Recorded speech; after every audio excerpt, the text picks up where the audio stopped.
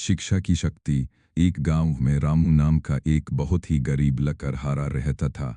वह दिन रात जंगल में मेहनत करता था कि अपने परिवार का पेट भर सके। रामू खुद कभी स्कूल नहीं गया था, इसलिए वह अनपढ़ और सीधा साधा था। लेकिन उसका एक ही सपना था कि वह अपने बेटे श्याम को खूब पढ़ाए। श्याम बहुत समझदार था और रोज गांव के सरकारी स्कूल में पढ़ने जाता था। गांव के जमींदार का बेटा भी उसी उम्र का था, लेकिन वह पढ़ना नहीं चाहता था। जमींदार हमेशा रामू का मजाक उड़ाता कि पढ़ लिख कर भी तुम्हारा बेटा लकड़हारा ही बनेगा। रामू जमींदार की बातों को नजरअंदाज करता और श्याम की पढ़ाई का पूरा खर्च उठाता।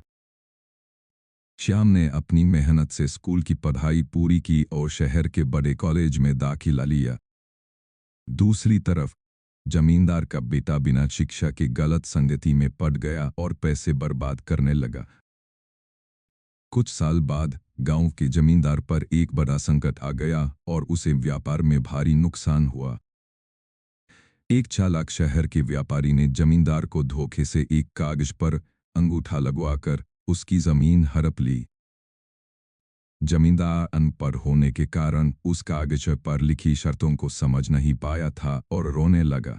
ठीक उसी समय श्याम अपनी पढ़ाई पूरी करके एक बड़ा सरकारी अधिकारी कलेक्टर बनकर गांव लौटा।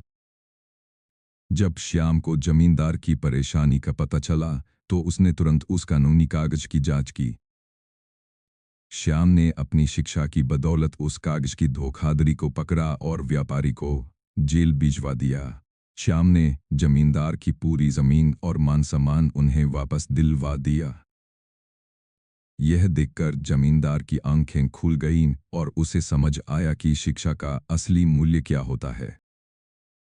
उसने रामू के सामने हाथ जोड़कर माफी मांगी और अपने बेटे को भी पढ़ाने का फैसला किया।